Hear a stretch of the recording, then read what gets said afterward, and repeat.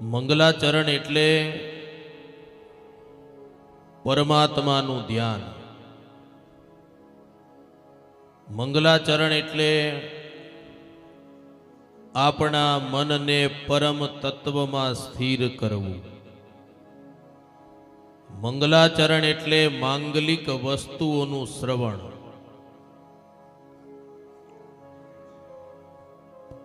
માણસના જીવનના પણ 3 મંગલાચરણ શ્રીમદ ભાગવત લખે છે. એક બાલ્યાવસ્થાનું મંગલાચરણ, કથા ઉપદેશ કરે છે. બાળપણમાં જો ભગવાનનું નામ લીધું હશે ને તો યુવાની સુધરશે. બીજું યુવાવસ્થાનું મંગલાચરણ, યુવાનીમાં જો ભગવાનનું નામ લીધું હશે તો વૃદ્ધાવસ્થા સુધરશે. અને ત્રીજું વૃદ્ધાવસ્થાનું મંગલાચરણ, વૃદ્ધાવસ્થાની અંદર જો ભગવાનનું નામ લીધું હશે તો આપણું મૃત્યુ સુધરશે. એટલે જીવના 3 મંગલાચરણ છે: બાલ્યાવસ્થા, યુવાવસ્થા અને વૃદ્ધાવસ્થા. ઓક્સફર્ડ યુનિવર્સિટી દિલાવર પ્રયોગશાળાએ 22 વર્ષ સુધી સંશોધન કર્યું કે જે વ્યક્તિ દરરોજ અડધી કલાક માંગલિક વસ્તુઓનું શ્રવણ કરે ને તો એના શરીરની અંદર 1500 શ્વેતકણો એમને એમ વધી જાય. આ ઓક્સફર્ડ યુનિવર્સિટી દિલાવર પ્રયોગશાળાનું 22 વર્ષના સંશોધન પછીનું તારણ છે. અડધી કલાક તમે માંગલિક વસ્તુઓનું શ્રવણ કરો, મંગલાચરણ કરો, 1500 શ્વેતકણ તમારા શરીરની અંદર એમને એમ વધે. તો કથાના ફાયદા કેટલા બધા છે. આપણે તો રોજના 4 કલાક કથાઓનું શ્રવણ કરીએ છીએ. નથી લાગતું કે ભગવાનની બહુ મોટી કૃપા આપણા ઉપર થઈ છે? બાકી તમે જેટલા અહીંયા બેઠા છો અને 4 કલાક ઘરેથી સાસુમાં કે વહુ અહીંયા હોય ને તો એના ઝઘડા ઘરે 4 કલાક બંધ થઈ જાય. કેવડો મોટો ફાયદો.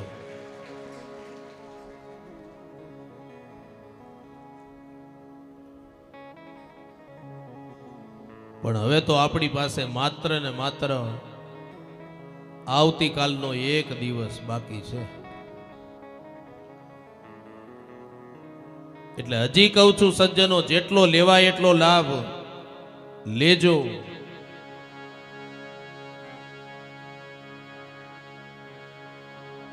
હે આવો જીવનમાં લાવો ફરી કદી ના મળે. આવો જીવનમાં લાવો ફરી ના મળે.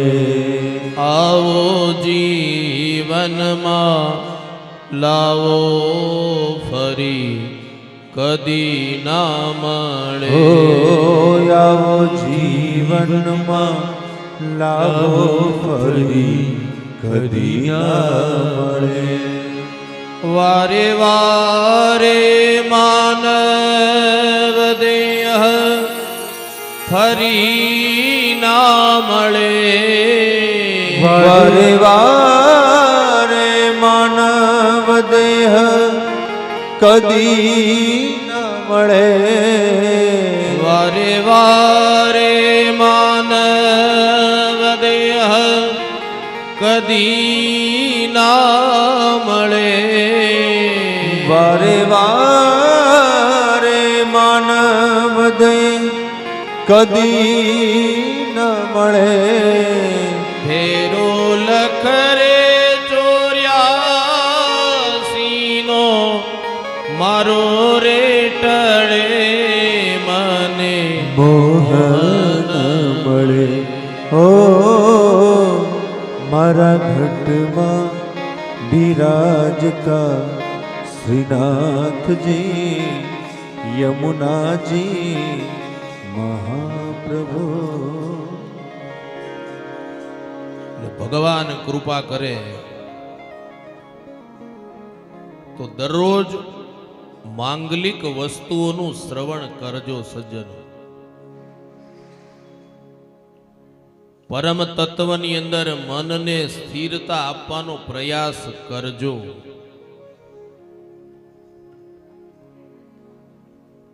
ગઈકાલ સાંજની કથાનું અનુસંધાન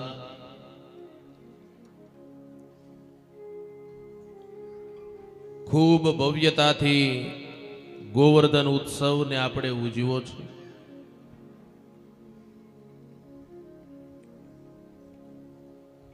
ભગવાને ગિરિરાજ ગોવર્ધનને ધારણ કર્યા છે.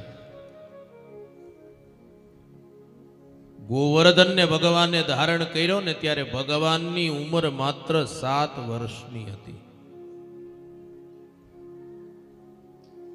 7 દિવસ સુધી ધારણ કરી રાખ્યો છે.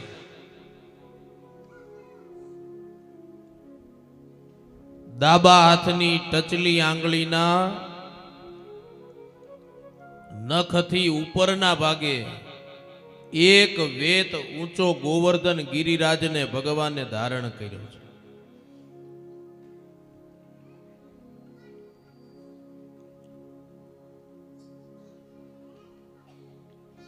કથા મને ને તમને ઉપદેશ કરે છે જીવનમાં પહાડો જેવી મુશ્કેલી આવે ને ત્યારે ભગવાનનું શરણું લેવું. જીવનમાં પહાડો જેવી મુશ્કેલી આવે ને ત્યારે ભગવાનનું સાનિધ્ય ગ્રહણ કરવું.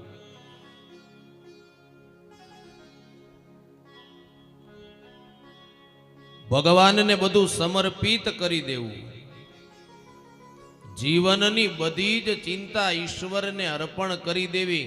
માથે લઈને ફર્યા ન કરવું કથા ઉપદેશ આપે છે.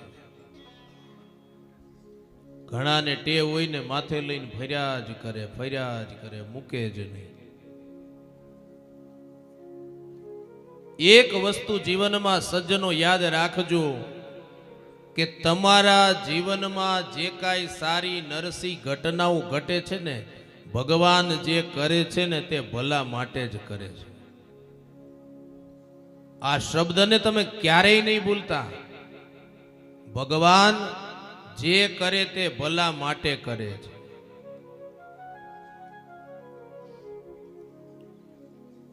રાજાના એક પ્રધાન અને એ પ્રધાનને આવી ટેવ, કાંઈ પણ થાય ને તો એ પ્રધાન વારંવાર બોલે કે ભગવાન કરે તે ભલા માટે.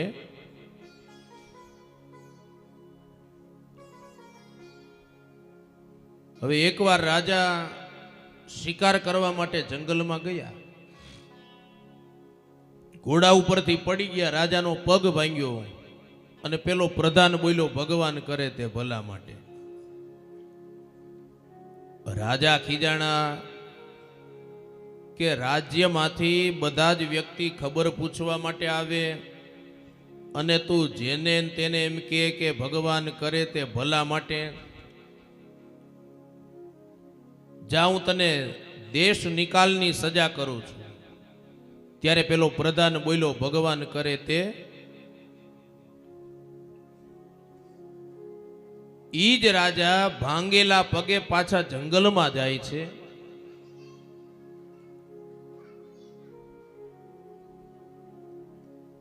અને ભીલોના રાજા અને એના સૈનિકો બલી દેવા માટે કોઈ પુરુષને શોધે છે જંગલમાં. એમાં રાજા મળ્યા. રાજાને પકડીને લઈ ગયા. એટલે ભીલોના રાજાએ કીધું કે આ રાજા ચાલે નહીં. કેમ? તો કે એનો પગ ભાંગ્યો છે, એ ખંડિત છે. ત્યારે ઓલાને સમજાણું કે ભગવાન કરે તે. પોતાના રાજ્યમાં આવ્યા. પેલા પ્રધાનને પાછો બોલાયો કે મને તો અનુભવ થઈ ગયો કે ભગવાન કરે તે ભલા માટે, પણ તને એવો શું અનુભવ થયો? ત્યારે પેલા પ્રધાને જવાબ આપ્યો કે રાજા, પ્રધાન છે ને એ રાજાનો છાંયો પડછાયો કહેવાય. તમે જો દેશ નિકાલની સજા મને ન કરી હોત ને તો તમારી બદલે મને વધેરી નાખત. માટે ભગવાન કરે તે.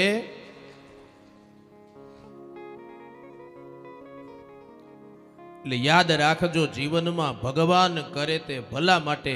અને છતાંય તમને એમ લાગે કે આ મુશ્કેલીઓ પહાડ જેવી સહન નહીં થાય, ત્યારે સર્વધર્માન પરિત્યજ્ય મામેકમ શરણમ વ્રજ. ગીતાજી. ભગવાન એમ કહે છે જીવને કે હે જીવ, બધા જ ધર્મનો ત્યાગ કરીને એકવાર મારા શરણે તું આવી જો.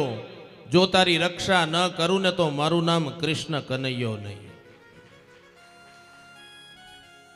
પણ સજ્જનો એના માટે જરૂર છે 5 જ્ઞાનેન્દ્રિય, 5 કર્મેન્દ્રિય અને 11મું મન ભગવાનને સમર્પિત કરવું. સ્વનું પણ સમર્પણ કરવું. જેણે જેણે સમર્પણ કર્યા છે ને ભગવાન એના જીવનમાં આવ્યા છે. પાંડવો સમર્પિત થયા, ભગવાન આવ્યા. નરસિંહ મહેતા સમર્પિત થયા, ભગવાન આવ્યા. મીરાબાઈ સમર્પિત થઈ, ભગવાન આવ્યા. ધ્રુવ પ્રહલાદ સમર્પિત થયા, ભગવાન આવ્યા. શબરીબાઈ સમર્પિત થઈ, ભગવાન આવ્યા. અહલ્યા સમર્પિત થઈ, ભગવાન આવ્યા. ભગવાન કહે છે કે એકવાર મારું શરણું તું સાધી લે, તારો બેડો હું પાર કરી દઈશ. 7 દિવસ સુધી અનરાધાર વરસાદ ઇન્દ્રએ વરસાવ્યો છે, પણ ટચલી આંગળીના અગ્ર ભાગે ગિરિરાજ ગોવર્ધનને ભગવાને ધારણ કર્યા છે.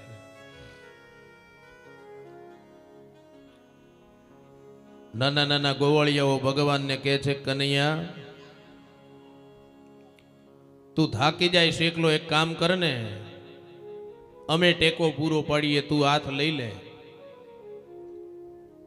કનૈયો મનોમન હસવા લાગ્યો કે બાળ મિત્રો, જો હું ટેકો લઈ લઈશ ને તો હમણાં બધા બૂમા બૂમ કરશો.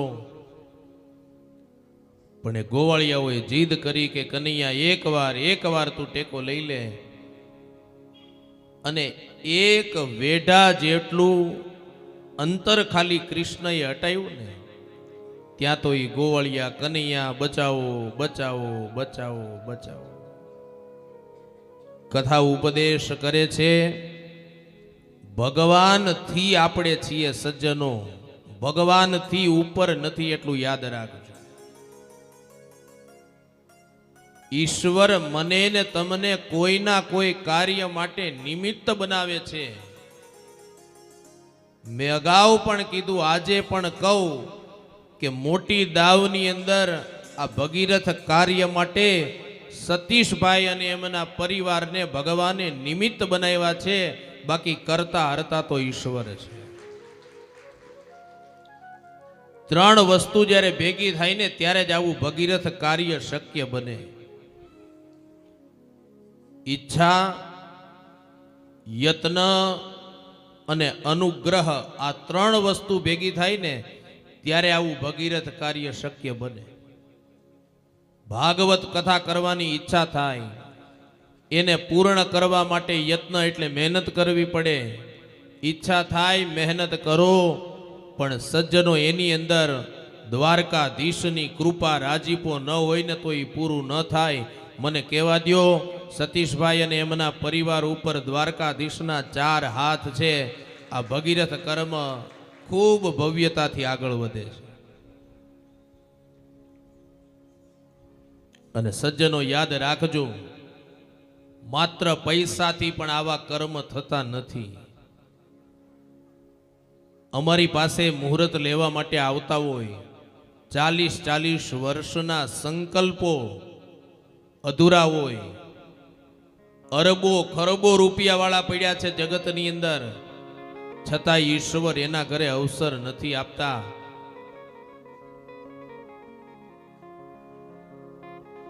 કરતા કરે ન કર સકે, હરિ કરે સો હોય. 7 દ્વીપ 9 ખંડ में कृष्ण से बड़ा न कोई. એટલે કરતા હરતા ઈશ્વર છે. કથા ઉપદેશ કરે, જીવનની બધી જ જવાબદારી ભગવાનને સમર્પિત કરીએ. અને એ વખતે ઇન્દ્રને ખબર પડી કે હવે મારું અભિમાન નહીં ચાલે. એટલે વરસાદ અને વરસાવાનું બંધ કરી દઈ ઇન્દ્ર પોતાના મસ્તક ઉપરથી મુગુટને ઉતારી અને એ મુગુટને ભગવાન કૃષ્ણના શ્રી ચરણની અંદર સમર્પિત કરી ભગવાનની સ્તુતિ સ્વયં ઇન્દ્ર કરે છે. વિશુદ્ધ સત્વમ તવ ધામ શાંતમ તપોમયં દ્વસ્તરજસ્તમસ્તકમ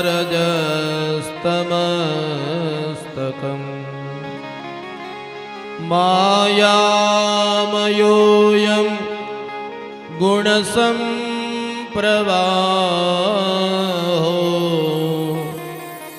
ન વિદ્યતે તે ગૃહણાનુબંધ.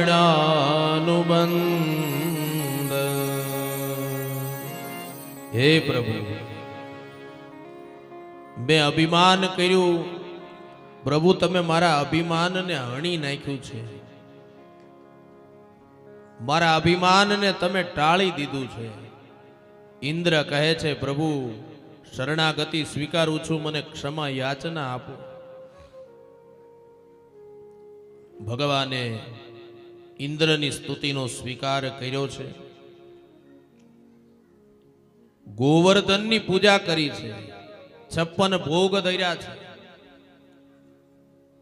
સજ્જનો યાદ રાખજો, ગોવર્ધનની પૂજા એટલે પ્રકૃતિની પૂજા.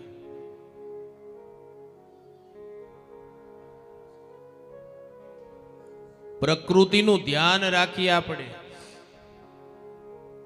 પ્રકૃતિની અંદર પણ પરમેશ્વરનો વાસ છે.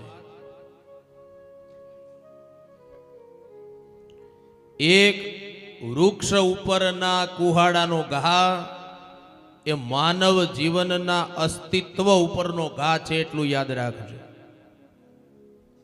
કારણ વગર વૃક્ષોનું છેદન ન કરીએ, વૃક્ષોનું જતન કરીએ, વૃક્ષોને વાવીએ, ઉછેરીએ. ગોવર્ધનની કથા એ પ્રકૃતિની પૂજા છે.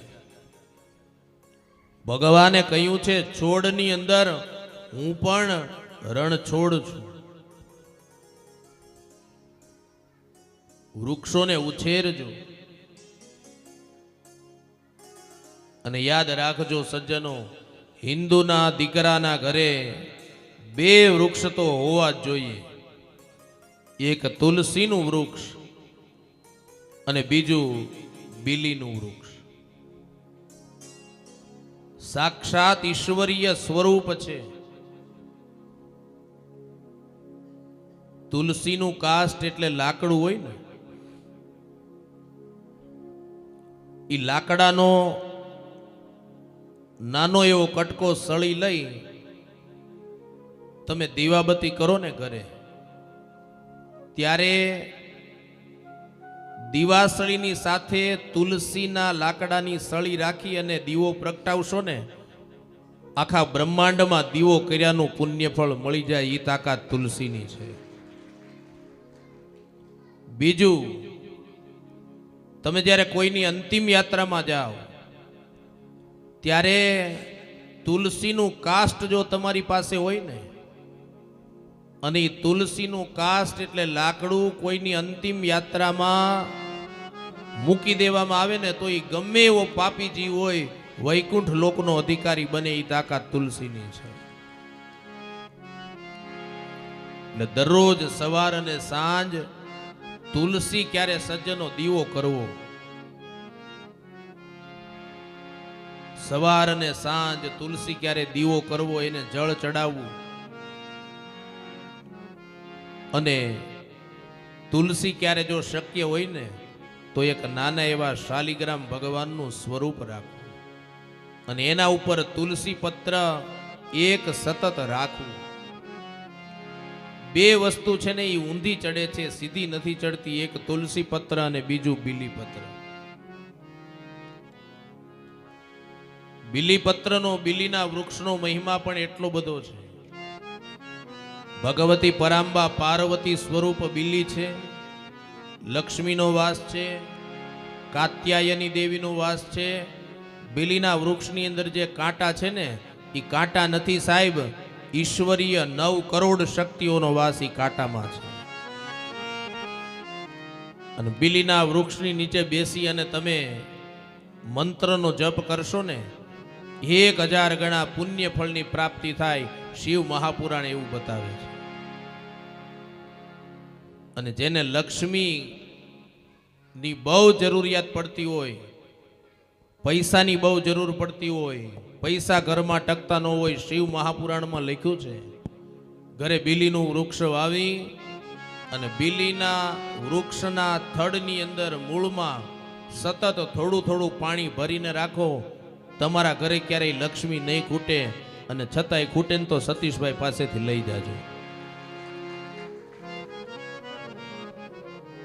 મારી પાસે જ લઈ જાજો, બસ ચિંતા નહીં કરતા.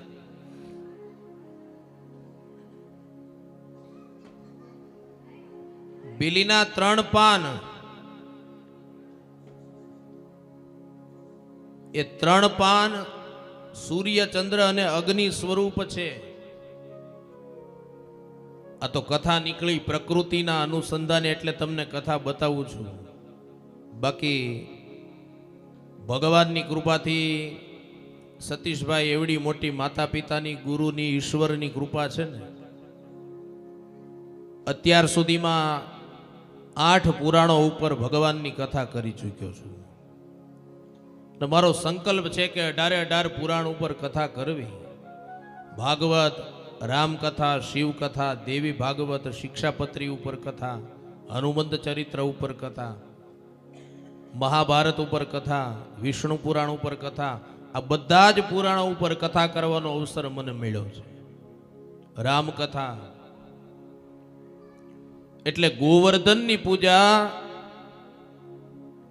એ પ્રકૃતિની પૂજા છે. ગોવર્ધનને 56 ભોગ દર્યો એ અન્નની મહત્તા બતાવે છે. અન્નનો બગાડ ન થાય, આપણે જેટલું જમવું હોય ને એટલું લઈએ.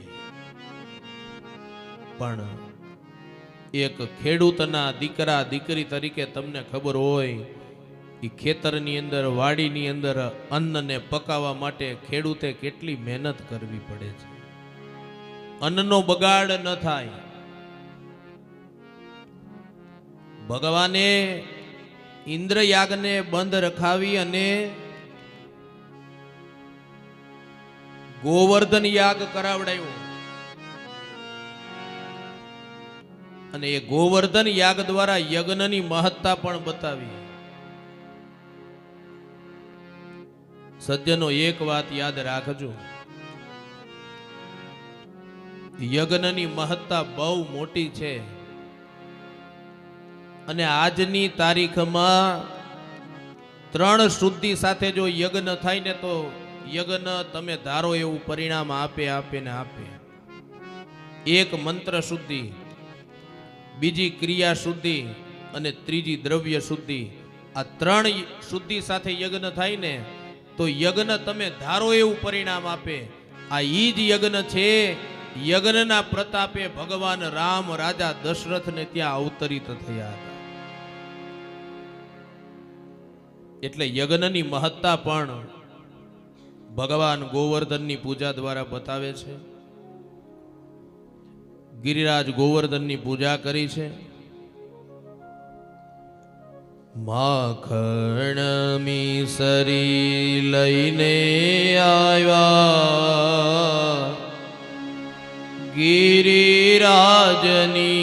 પૂજા કરવા. માખણ મિસરી લઈને આવ્યા ગિરિરાજની પૂજા કરવા. માખણ મિસરી લઈને આવ્યા ગિરિરાજની પૂજા કરવા. માખણ મિસરી લઈને આવ્યા ગિરિરાજની પૂજા કરવા. ગોરી રાધિકાને સાથે લાવ્યા ગિરિરાજની પૂજા કરવા. ગોરી રાધિકાને સાથે લાવ્યા ગિરિરાજની પૂજા કરવા. ગોરી રાધિકાને સાથે લાવ્યા ગિરિરાજની પૂજા કરવા. ઓ ગોરી રાધિકાને સાથે લાવ્યા ગિરિરાજની પૂજા કરવા. માખણ મિસરી લઈને આવ્યા ગિરિરાજની પૂજા કરવા. માખણ મિસરી લઈને આવ્યા ગિરિરાજની પૂજા કરવા. એટલે ગોવર્ધન પૂજાના માધ્યમથી યજ્ઞની મહત્તા વધારી,